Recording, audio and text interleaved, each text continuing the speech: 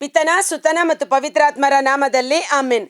ಆತ್ಮರೇ ಎನ್ನೊಳು ನೀ ಅಗ್ನಿಯ ಮಳೆ ಸುರಿಸು, ಆತ್ಮರೇ ಎನ್ನೊಳು ನೀ ಜ್ವಲಿಸು ಪ್ರಜ್ವಲಿಸು. ಪ್ರೇಷಿತರನ್ನು ನಡೆಸಿದಂಥ ಪರಿಶುದ್ಧಾತ್ಮರೇ, ಅಭಿಷೇಕದ ಶಕ್ತಿಯಿಂದ ನನ್ನನ್ನು ತುಂಬಿಸಿರಿ. ಆತ್ಮರೇ ಎನ್ನೊಳು ನೀ ಅಗ್ನಿಯ ಮಳೆ ಸುರಿಸು, ಆತ್ಮರೇ ಎನ್ನೊಳು ನೀ ಜ್ವಲಿಸು ಪ್ರಜ್ವಲಿಸು. ಪ್ರಭು ಕ್ರಿಸ್ತರಲ್ಲಿ ಆತ್ಮೀಯ ಸಹೋದರ ಸಹೋದರಿಯರೇ, ಕಳೆದ ಹಲವಾರು ದಿನಗಳಿಂದ ಪವಿತ್ರಾತ್ಮರ ಅಭಿಷೇಕದ ಮಹತ್ವ ಇದರ ಕುರಿತು ಧ್ಯಾನಿಸುತ್ತಾ ಬಂದಿದ್ದೇವೆ. ಅನೇಕರು ಕಮೆಂಟ್ ಬಾಕ್ಸಲ್ಲಿ ನಿಮ್ಮ ಒಂದು ಅನಿಸಿಕೆಯನ್ನು ವಾಟ್ಸಪ್ಪಲ್ಲಿ ನನಗೆ ಕಳಿಸಿಕೊಡುತ್ತಿರುವುದಕ್ಕಾಗಿ ದೇವರು ನಿಮ್ಮನ್ನು ಹೆಚ್ಚಾಗಿ ಆಶೀರ್ವದಿಸಲಿ. ಸತ್ಯವನ್ನು ನೀವು ತಿಳಿದುಕೊಳ್ಳಿರಿ, ಸತ್ಯ ನಿಮ್ಮನ್ನು ಬಿಡುಗಡೆ ಮಾಡುವುದು. ಆದ ಕಾರಣ ಇವತ್ತು ಪವಿತ್ರಾತ್ಮರು ಅವರ ಕುರಿತು ಹೆಚ್ಚಾದ ಅರಿವು ತಿಳುವಳಿಕೆಯನ್ನು ನಾವು ಪಡೆದುಕೊಂಡಾಗ ಅದನ್ನು ಹೆಚ್ಚಾಗಿ ಉಪಯೋಗ ಮಾಡಲು ಸಾಧ್ಯ. ಉದಾಹರಣೆಗೆ ಈಗ ಮೊಬೈಲ್ ಫೋನು, ಆಂಡ್ರಾಯ್ಡ್ ಫೋನ್ ಎಲ್ಲರ ಕೈಯಲ್ಲಿ ಇರುತ್ತೆ.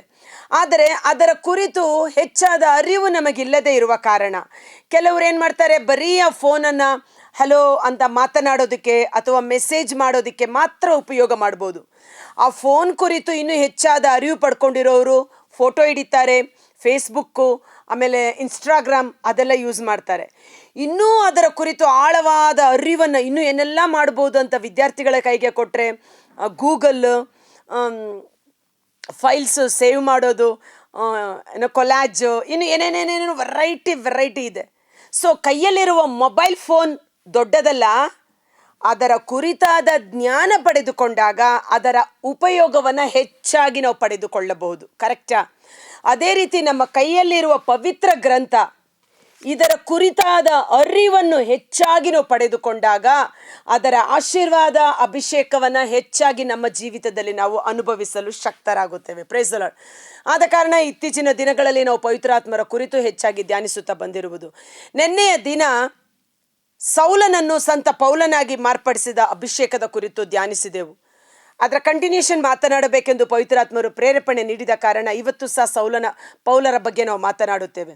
ಅಂದರೆ ಪವಿತ್ರಾತ್ಮರಿಂದ ಅಭಿಷೇಕಿಸಲ್ಪಟ್ಟ ಒಬ್ಬ ವ್ಯಕ್ತಿ, ಅವನ ಜೀವನ ಮಾರ್ಪಡುವುದು, ಅವನ ಶರೀರ ಮಾರ್ಪಡುವುದು, ಅವನು ತನ್ನ ಕುಟುಂಬಕ್ಕೆ, ತನ್ನ ನಗರಕ್ಕೆ ಒಂದು ಆಶೀರ್ವಾದದ ವ್ಯಕ್ತಿಯಾಗಿ ಮಾರ್ಪಾಡಾಗುತ್ತಾನೆ.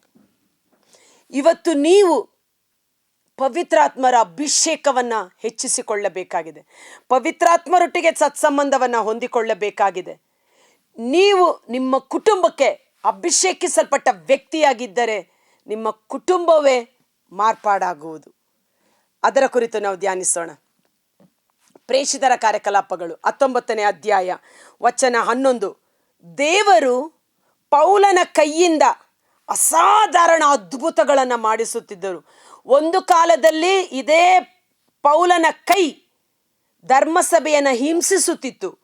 ಜನರನ್ನು ಕ್ರೂರವಾಗಿ, ಹೆಂಗಸರು ಗಂಡಸರು ಮಕ್ಕಳೆನ್ನದೆ ಸೆರೆಮನೆಗೆ ತಳ್ಳಿ ಅವರನ್ನು ನೋಯಿಸುತ್ತಿದ್ದ ಅದೇ ಕೈ ಇವಾಗ ದೇವರ ಅಸಾಧಾರಣ ಕಾರ್ಯಗಳನ್ನು ಮಾಡುವ ಅಭಿಷೇಕದ ಕರವಾಗಿ ಮಾರ್ಪಾಡಾಯಿತು. Praise the lord.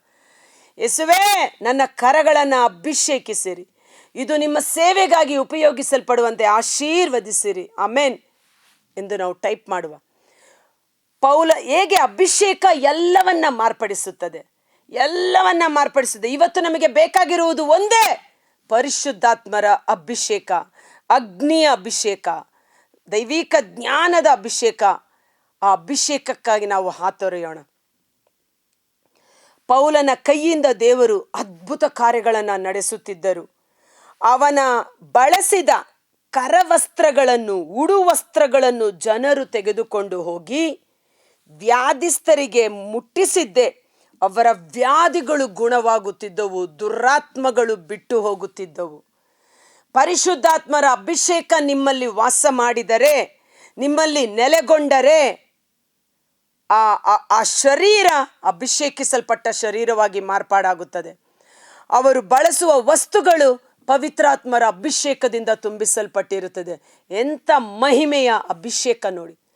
ಪೌಲನ ಕರವಸ್ತ್ರ, ಕರ್ಚೀಫು, ಅವನು ಬಳಸುತ್ತಿದ್ದ ಒಳ ವಸ್ತ್ರಗಳನ್ನು ತೆಗೆದುಕೊಂಡು ಹೋಗಿ, ಪೌಲ ಎಲ್ಲ ಕಡೆಗೆ ಹೋಗಲು ಸಾಧ್ಯವಾಗದೇ ಇದ್ದಾಗ ಅವನ ವಸ್ತ್ರಗಳನ್ನು ತೆಗೆದುಕೊಂಡು ಹೋಗಿ ರೋಗಿಗಳ ಮೇಲೆ ಹಾಕುತ್ತಿದ್ದಾಗ ರೋಗಿಗಳು ಗುಣ ಹೊಂದುತ್ತಿದ್ದರು, ದುರಾತ್ಮಗಳು ಬಿಡುಗಡೆಯಾಗುತ್ತಿದ್ದವು. ನಿಮಗೆ ಬೇಕಾ ಅಭಿಷೇಕ? ಎಸ್, ದಾಹಗೊಳ್ಳುವವನಿಗೆ ದೇವರು ಯಥೇಚ್ಛವಾಗಿ ನೀಡುತ್ತಾರೆ. ನನ್ನ ಜೀವಿತದಲ್ಲಿ ಇಂಥ ಒಂದು ಅಭಿಷೇಕದ ಮಹತ್ವವನ್ನು ನಾನು ಅನುಭವಿಸಿದ್ದೇನೆ. ದೇವರು ಅಷ್ಟರ ಮಟ್ಟಿಗೆ ಅಭಿಷೇಕ ನಮ್ಮಲ್ಲಿ ಕಾರ್ಯ ಮಾಡುತ್ತದೆ. ದುರಾತ್ಮಗಳು ನಮ್ಮನ್ನು ನೋಡಿ ನಡುಗುತ್ತವೆ, ಬಿಡುಗಡೆಯಾಗುತ್ತವೆ.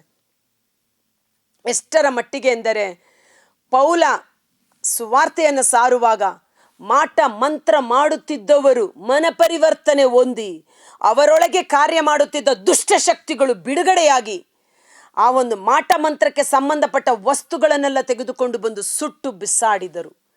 ಪ್ರೇಷ್ಠರ ಕಾರ್ಯಕಲಾಪಗಳು 19ನೇ ಅಧ್ಯಾಯ ವಚನ 19. ಮಾಯಾಮಂತ್ರ ಮಾಡುತ್ತಿದ್ದ ಅನೇಕರು ತಮ್ಮ ಪುಸ್ತಕಗಳನ್ನು ತೆಗೆದುಕೊಂಡು ಬಂದು ಅವುಗಳನ್ನು ಎಲ್ಲರ ಮುಂದೆ ಸುಟ್ಟು ಹಾಕಿದರು. ಆ ಪುಸ್ತಕಗಳ ಬೆಲೆಯನ್ನು ಎಣಿಕೆ ಮಾಡಿದಾಗ ಅದರ ಮೊತ್ತ 50,000 ಬೆಳ್ಳಿ ನಾಣ್ಯಗಳಷ್ಟಾಯಿತು. ಪ್ರಭುವಿನ ವಾಕ್ಯ ಹೀಗೆ ಹಬ್ಬಿ ಹರಡಿತು. ಅಭಿಷೇಕ ನಿಮ್ಮೊಳಗಿರುವಾಗ ದುರಾತ್ಮಗಳು ನಿಮಗೆ ಅಡ್ಡ ಬೀಳುತ್ತವೆ, ದುರಾತ್ಮಗಳು ನಿಮಗೆ ನಡುಗುತ್ತವೆ. ಮಾತ್ರವಲ್ಲ, ಅಭಿಷೇಕದ ಶಕ್ತಿ ಸತ್ತವರಿಗೆ ಜೀವವನ್ನು ಕೊಟ್ಟಿತು. ಪ್ರೇಷ್ಠರ ಕಾರ್ಯಕಲಾಪಗಳು 20ನೇ ಅಧ್ಯಾಯದಲ್ಲಿ ಯುತಿಕ ಎಂಬ ಯುವಕ 3ನೇ ಅಂತಸ್ತಿನಿಂದ ಕೆಳಗಡೆ ಬಿದ್ದು ಜನರೆಲ್ಲರೂ ಅವನನ್ನು ಮುಟ್ಟಿ ನೋಡುವಾಗ ಅವನ ಮೈ ತಣ್ಣಗಾಯಿತು, ಉಸಿರಾಟ ನಿಂತು ಹೋಗಿತ್ತು. ಅವನು ಸತ್ತನೆಂದು ಭಾವಿಸಿದರು. ಆದರೆ ಅಭಿಷೇಕದಿಂದ ತುಂಬಿಸಲ್ಪಟ್ಟ ಪೌಲ ಅವನ ಶರೀರದ ಮೇಲೆ ಬಂದು ಅದನ್ನು ತಬ್ಬಿ ಹಿಡಿದುಕೊಂಡಾಗ ಇವನೊಳಗೆ ಕಾರ್ಯ ಮಾಡುತ್ತಿದ್ದ ಪವಿತ್ರಾತ್ಮರ ಜೀವದ ಶಕ್ತಿ ಆ ಮೃತ ಶರೀರಕ್ಕೆ ಹರಿದು ಹೋಗಿ ಅವನು ಜೀವಕ್ಕೆ ಎಬ್ಬಿಸಲ್ಪಟ್ಟ. ಇವತ್ತು ನಮ್ಮೊಳಗೆ ಕಾರ್ಯ ಮಾಡುವ ಅಭಿಷೇಕ ಜೀವವನ್ನು ಎಲ್ಲೆಡೆಗೆ ಪಸರಿಸುತ್ತದೆ. ಇನ್ನೊಂದು, ನೀವು ಅಭಿಷೇಕಿಸಲ್ಪಟ್ಟ ವ್ಯಕ್ತಿಯಾಗಿದ್ದರೆ ನಿಮ್ಮ ಕುಟುಂಬದವರಿಗೆ ರಕ್ಷಣೆ. ಯಾವ ಮಾಟ ಮಂತ್ರ ಪಿಶಾಚಿ ಪೀಡೆಗಳು ನಿಮ್ಮ ಮನೆಯ ಬಳಿ ಸುಳಿಯಲಾರದು. ಪ್ರೇಷಿತರ ಕಾರ್ಯಕಲಾಪಗಳು 27ನೇ ಅಧ್ಯಾಯ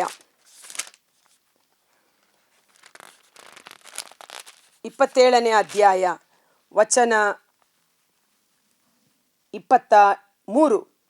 ನಾನು ಯಾವ ದೇವರ ಭಕ್ತನಾಗಿದ್ದೇನೋ, ಯಾವ ದೇವರನ್ನು ಆರಾಧಿಸುತ್ತೇನೋ, ಆ ದೇವರ ದೂತನು ನಿನ್ನೆ ರಾತ್ರಿ ದರ್ಶನವಿತ್ತನು. ಪೌಲನೇ, ಭಯಪಡಬೇಡ, ನೀನು ಚಕ್ರವರ್ತಿಯ ಸಮ್ಮುಖದಲ್ಲಿ ನಿಲ್ಲಲೇಬೇಕಾಗಿದೆ. ಇಗೋ, ನಿನ್ನ ಸಂಗಡ ಪ್ರಯಾಣ ಮಾಡುವ ಎಲ್ಲರ ಪ್ರಾಣಗಳನ್ನು ನಿನ್ನ ನಿಮಿತ್ತ ದೇವರು ಉಳಿಸಿದ್ದಾರೆ ಎಂದು ಹೇಳಿದನು. Praise the lord. ಪೌಲ ಪ್ರಯಾಣ ಮಾಡುತ್ತಿದ್ದ ಹಡಗು ಬಿರುಗಾಳಿ ಪ್ರವಾಹದ ನಿಮಿತ್ತ ಅಲ್ಲೋಲ ಕಲ್ಲೋಲವಾಗಿ ಎಷ್ಟೋ ದಿನಗಳವರೆಗೆ ಸೂರ್ಯನ ಬೆಳಕನ್ನು ನೋಡದೆ ಎಲ್ಲರೂ ಪ್ರಾಣ ಭಯದಿಂದ ತತ್ತರಿಸಿ ಹೋಗಿದ್ದರು. ಆದರೆ ಪೌಲ ಎದ್ದು ನಿಂತು ಹೇಳುತ್ತಾನೆ, ದೇವರ ಸಂದೇಶ ಪೌಲನ ನಿಮಿತ್ತ, ಪೌಲನಿಗೋಸ್ಕರ, ಪೌಲ ಹಡಗಿನಲ್ಲಿ ಇದ್ದ ಕಾರಣ, ಪೌಲನ ನಿಮಿತ್ತ ಹಡಗಿನಲ್ಲಿದ್ದ 270 ಮಂದಿಯ ಪ್ರಾಣ ದೇವರು ಉಳಿಸಿದರು. ಇವತ್ತು ನಿನ್ನ ಕುಟುಂಬದಲ್ಲಿ ನೀನೊಬ್ಬ ವ್ಯಕ್ತಿ ಪವಿತ್ರಾತ್ಮರ ಅಭಿಷೇಕದಲ್ಲಿ ತುಂಬಿಸಲ್ಪಟ್ಟಿದ್ದೆ ಆದರೆ ನಿನ್ನ ಕುಟುಂಬದವರನ್ನು ಯಾವ ದುಷ್ಟಶಕ್ತಿಯು ಸಮೀಪಕ್ಕೂ ಬಾರದು. ನಿನ್ನಲ್ಲಿರುವ ಅಭಿಷೇಕ ಅವರನ್ನು ಸಂರಕ್ಷಣೆಗೆ ಕೊಂಡೊಯ್ಯುತ್ತದೆ. ಮಾತ್ರವಲ್ಲ, ಅಭಿಷೇಕಿಸಲ್ಪಟ್ಟ ವ್ಯಕ್ತಿಯ ವಿರುದ್ಧ ಯಾವ ದುಷ್ಟಶಕ್ತಿಗಳು ಕಾರ್ಯ ಮಾಡಲು ಸಾಧ್ಯವಾಗುವುದೇ ಇಲ್ಲ. ಹಡಗಿನಿಂದ ಇಳಿದು ಹೋದ ಪೌಲ, ಪ್ರೇಷಿತರ ಕಾರ್ಯಕಲಾಪಗಳು 28ನೇ ಅಧ್ಯಾಯದಲ್ಲಿ ವಚನ 3, ಪೌಲನು ಒಂದು ಹೊರೆಕಟ್ಟಿಗೆಯನ್ನು ಕೂಡಿಸಿ ತಂದು ಬೆಂಕಿಯ ಮೇಲೆ ಹಾಕುತ್ತಿದ್ದಾಗ ಬೆಂಕಿಯ ಶಾಖಕ್ಕೆ ವಿಷಸರ್ಪ ಒಂದು ಹೊರಬಂದು ಅವನ ಕೈಗೆ ಸುತ್ತಿಕೊಂಡಿತು. ವಿಷಸರ್ಪ ಒಂದು ಅವನ ಕೈಗೆ ಸುತ್ತಿಕೊಂಡಿತು. ಇವತ್ತು ನಿಮ್ಮ ಶರೀರದಲ್ಲಿ ಯಾವುದೇ ರೋಗ ರುಜಿನದ ದುರಾತ್ಮಗಳು, ಘಟಸರ್ಪಗಳು, ವಿಷಸರ್ಪಗಳು, ಸೈತಾನನ ರೋಗ ರುಜಿನದ ದುರಾತ್ಮಗಳು ನಿಮ್ಮ ಶರೀರವನ್ನು ಸುತ್ತಿಕೊಂಡಿರಬಹುದು. ಪರಿಶುದ್ಧಾತ್ಮರ ಅಭಿಷೇಕ ನಿಮ್ಮಲ್ಲಿ ಇಳಿದು ಬಂದಾಗ ಅದು ಬೆಂಕಿಯಲ್ಲಿ ಸುಟ್ಟು ಭಸ್ಮವಾಗುತ್ತದೆ. ಸಿಂಹಗಳ ಮೇಲೂ ಸರ್ಪಗಳ ಮೇಲೂ ನೀವು ತುಳಿದಾಡುವಿರಿ, ಚೇಳುಗಳನ್ನು ನೀವು ತುಳಿದಾಡುವಿರಿ, ಹಾವುಗಳನ್ನು ಸರ್ಪಗಳನ್ನು ಕೈಯಲ್ಲಿ ಎತ್ತಿಕೊಳ್ಳುವಿರಿ, ಅವುಗಳಿಂದ ನಿಮಗೆ ಯಾವ ಹಾನಿಯೂ ಉಂಟಾಗುವುದಿಲ್ಲ. ವಿಷ ಪದಾರ್ಥ ತಿಂದರೂ ನಿಮ್ಮ ಶರೀರಕ್ಕೆ ಯಾವ ಹಾನಿಯೂ ಉಂಟಾಗುವುದಿಲ್ಲ. ಆ ವಿಷವನ್ನು ಹೀರಿಕೊಂಡ, ಕಲ್ವಾರಿ ಶಿಲುಬೆ ಮೇಲೆ ವಿಷವನ್ನು ಹೀರಿಕೊಂಡ ಯೇಸುವಿನ ಆತ್ಮರು ನಮ್ಮೊಳಗೆ ನೆಲೆಸಿದ್ದಾರೆ. ಆಮೆನ್. ದ್ವೀಪದ ನಿವಾಸಿಗಳು ಪೌಲನ ಕೈಯಿಂದ ನೇತಾಡುತ್ತಿರುವ ಹಾವನ್ನು ಕಂಡು, ಇವನೊಬ್ಬ ಕೊಲೆಗಡುಕನೇ ಸರಿ, ಇವನು ಸಮುದ್ರದಿಂದ ತಪ್ಪಿಸಿಕೊಂಡು ಬಂದರೂ ವಿಧಿ ಇವನನ್ನು ಉಳಿಸಲಿಲ್ಲ ಎಂದು ತಮ್ಮಲ್ಲೇ ಮಾತನಾಡಿಕೊಂಡರು. ಆದರೆ ಪೌಲನು ಹಾವನ್ನು ಬೆಂಕಿಗೆ ಒದರಿಬಿಟ್ಟನು, ಅವನಿಗೆ ಯಾವ ಅಪಾಯವೂ ಆಗಲಿಲ್ಲ. ಆ ಜನರು, ಈಗ ಅವನ ಮೈ ಊದಿಕೊಳ್ಳುತ್ತದೆ, ಈಗಲೇ ಅವನು ತಕ್ಕನೆ ಸತ್ತು ಬೀಳುತ್ತಾನೆ ಎಂದು ಕಾದಿದ್ದರು. ಎಷ್ಟು ಹೊತ್ತು ಕಾದರೂ ಅವನಿಗೆ ಯಾವ ಹಾನಿಯೂ ಆಗಲಿಲ್ಲ. ಇದನ್ನು ಕಂಡ ಅವರು ತಮ್ಮ ಅಭಿಪ್ರಾಯವನ್ನು ಬದಲಿಸಿದರು, ಇವನೊಬ್ಬ ದೇವರು ಎಂದುಕೊಂಡರು. Praise the lord. ನಿಮ್ಮಲ್ಲಿ ಪವಿತ್ರಾತ್ಮರು ಆಂಟಿಬಯೋಟಿಕ್, ಅವರೇ ನಿಮ್ಮಲ್ಲಿ ರೋಗ ನಿರೋಧಕ ಶಕ್ತಿಯಾಗಿ ಅಭಿಷೇಕ ಕಾರ್ಯ ಮಾಡುತ್ತಿದೆ. ಪವಿತ್ರಾತ್ಮರ ಅಗ್ನಿಯ ಅಭಿಷೇಕ ನಿನ್ನೊಳಗಿರುವಾಗ ವಿಷ ಸರ್ಪಗಳು, ರೋಗ ರುಜಿನದ ದುರಾತ್ಮಗಳು ನಿಮ್ಮ ಶರೀರಕ್ಕೆ ಯಾವ ಹಾನಿಯೂ ಉಂಟು ಮಾಡುವುದಿಲ್ಲ. ಅವು ನಿಮ್ಮೊಳಗಿರುವ ಬೆಂಕಿಯಲ್ಲಿ ಸುಟ್ಟು ಭಸ್ಮವಾಗುತ್ತದೆ. ಪೌಲನ ಶರೀರದಲ್ಲಿ ಪವಿತ್ರಾತ್ಮರ ಅಭಿಷೇಕ ಇದ್ದ ಕಾರಣ ಆ ಸರ್ಪವನ್ನು ಅವನು ಒದರಿಬಿಟ್ಟ. ಅದು ಒಂದು ಹುಳುವಿನಂತೆ, ವಿಷಸರ್ಪ ಒಂದು ಹುಳುವಿನಂತೆ ಬೆಂಕಿಯಲ್ಲಿ ವಿಲೆವಿಲನೆ ಒದ್ದಾಡಿ ನಾಶವಾಗಿ ಹೋಯಿತು. ಲೂಕ 10:19 ಸಿಂಹಗಳ ಮೇಲೂ ಸರ್ಪಗಳ ಮೇಲೂ ನೀವು ನಡೆಯುವಿರಿ, ಅವುಗಳಿಂದ ನಿಮ್ಮ ದೇಹಕ್ಕೆ, ನಿಮ್ಮ ಶರೀರಕ್ಕೆ ಯಾವ ಹಾನಿಯೂ ಉಂಟಾಗುವುದು. ಇದು ಅಭಿಷೇಕದ ಮಹತ್ವ. ಇವತ್ತು ರೋಗ ರುಜಿನಗಳು ಕೆಲವರಿಗೆ ಭಾಳ ಬೇಗನೆ ಅವರ ಶರೀರವನ್ನು ತಟ್ಟುತ್ತೆ. ಸ್ವಲ್ಪ ಇಮ್ಯುನಿಟಿ ಪವರ್ ಅಂತ ಹೇಳ್ತೀವಲ್ಲ, ಸ್ವಲ್ಪ ಹೊರಗಡೆ ಹೋದರೂ ಕೋಲ್ಡ್ ಆಗಿಬಿಡುತ್ತೆ, ಕ್ಲೈಮೇಟ್ ಚೇಂಜ್ ಆದರೆ ಜ್ವರ ಬಂದ್ಬಿಡುತ್ತೆ. ಯಾಕಂದರೆ ಅವರಲ್ಲಿ ಇಮ್ಯುನಿಟಿ ಪವರ್ ಕಮ್ಮಿ ಇರುತ್ತೆ ಅಂತಾರೆ. ಅದಕ್ಕಾಗಿ ಆ್ಯಂಟಿಬಯೋಟಿಕ್ಸ್ನ ಕೊಡ್ತಾರೆ ಅವರಿಗೆ, ಅದನ್ನು ಎದುರಿಸಿ ನಿಲ್ಲಲು, ಆ ಕೋಲ್ಡನ್ನ, ಜ್ವರನ, ಪ್ರಕೃತಿಯ ನಿಯಮವನ್ನು ಎದುರಿಸಿ ನಿಲ್ಲಲು. ಆದರೆ ಪರಿಶುದ್ಧಾತ್ಮರು ನಮ್ಮಲ್ಲಿ ಬಲವಾಗಿದ್ದಾರೆ, ಶಕ್ತಿಯಾಗಿದ್ದಾರೆ, ರೋಗ ನಿರೋಧಕ ಶಕ್ತಿಯಾಗಿದ್ದಾರೆ. ಅವರೇ ಇಮ್ಯುನಿಟಿ ಪವರ್. ಯಾಕಂದರೆ ಪವಿತ್ರಾತ್ಮ ಅಂದರೆ ಜೀವಾತ್ಮ, ಅದು ಜೀವ ಉಳ್ಳದು. ಆ ಜೀವ ಎಲ್ಲ ಪಾಪ ಮರಣಗಳ ಬಂಧನದಿಂದ ನಮ್ಮನ್ನು ಬಿಡುಗಡೆ ಮಾಡಿ ನಮ್ಮನ್ನು ದಿನೇ ದಿನೇ ಜೀವದಲ್ಲಿ ಉಜ್ಜೀವನಗೊಳಿಸುವಂಥದ್ದು ಪರಿಶುದ್ಧಾತ್ಮರ ಜೀವದ ನಿಯಮವಾಗಿದೆ. Praise the lord. ಪವಿತ್ರಾತ್ಮರಿಗೆ ಒಂದು ನಿಯಮ ಉಂಟು. ಪವಿತ್ರಾತ್ಮರು ಎಲ್ಲಿ ಇಳಿದು ಬರುತ್ತಾರೋ ಅಲ್ಲಿ ಬಿಡುಗಡೆ, ಅಲ್ಲಿ ವಿಮೋಚನೆ, ಅಲ್ಲಿ ಜೀವ, ಜೀವ, ಸಮೃದ್ಧಿಯಾದ ಜೀವ. ಕರ್ತರಾದ ಯೇಸುವೇ, ಮುಂಜಾನೆ ಜೀವಸ್ವರವನ್ನು ಆಲಿಸುತ್ತಿರುವ ಪ್ರತಿಯೊಬ್ಬ ಸಹೋದರ ಸಹೋದರಿ ಅವರ ಕುಟುಂಬಗಳು ನಿಮ್ಮ ಬಲಾಢ್ಯವಾದ ಗಾಯಗೊಂಡ ಕರಗಳಿಗೆ ಸಮರ್ಪಿಸುತ್ತೇನೆ. ಅಭಿಷೇಕಿಸಲ್ಪಟ್ಟ ವ್ಯಕ್ತಿ, ಆತನ ಶರೀರ, ಆತನು ಬಳಸುವ ವಸ್ತ್ರಗಳು, ಆತನ ಕೈಯಿಂದ ದೇವರು ಅಸಾಧಾರಣ ಕಾರ್ಯಗಳನ್ನು ಮಾಡುವವರಾಗಿದ್ದಾರೆ. ನಮ್ಮೊಳಗೆ ಪವಿತ್ರಾತ್ಮರ ಅಭಿಷೇಕ ಇರುವಾಗ, ಬೆಂಕಿ ನಮ್ಮೊಳಗೆ ಇರುವಾಗ ಯಾವುದೇ ವಿಷ ಕ್ರಿಮಿಗಳು, ವಿಷ ವೈರಸ್ಗಳು, ವಿಷ ವೈರಾಣುಗಳು ನಮ್ಮ ಶರೀರದಲ್ಲಿ ಕಾರ್ಯ ಮಾಡದಂತೆ ನಮ್ಮೊಳಗಿರುವ ಬೆಂಕಿ ಅವುಗಳನ್ನು ಸುಟ್ಟು ಭಸ್ಮ ಮಾಡುತ್ತದೆ. ಆದ ಕಾರಣ ಸರ್ವಶಕ್ತನಾದ ದೇವರು ಇಸ್ರಾಯೇಲರನ್ನು ಮುನ್ನಡೆಸುವಾಗ ಅಗ್ನಿಸ್ತಂಭವಾಗಿ, ಮೇಘಸ್ತಂಭವಾಗಿ, ಅವರೊಡನೆ ಉರಿಯುವ ಬೆಂಕಿಯ ಕೆಂಡವಾಗಿ ಅವರೊಂದಿಗೆ ಸಂಚರಿಸಿದರು. ಆ ಬೆಂಕಿ ಸಕಲ ವಿಧವಾದ ವಿಷಜಂತುಗಳಿಂದ ಅವರನ್ನು ಕಾಯ್ದು ಕಾಪಾಡಿದ ರೀತಿಯಲ್ಲಿ ಇಂದು ನಮ್ಮೊಳಗೆ ಪವಿತ್ರಾತ್ಮರ ಬೆಂಕಿ ಹತ್ತಿ ಉರಿಯಲಿ, ಅದು ಸದಾಕಾಲ ಪ್ರಜ್ವಲಿಸುವಂತಾಗಲಿ.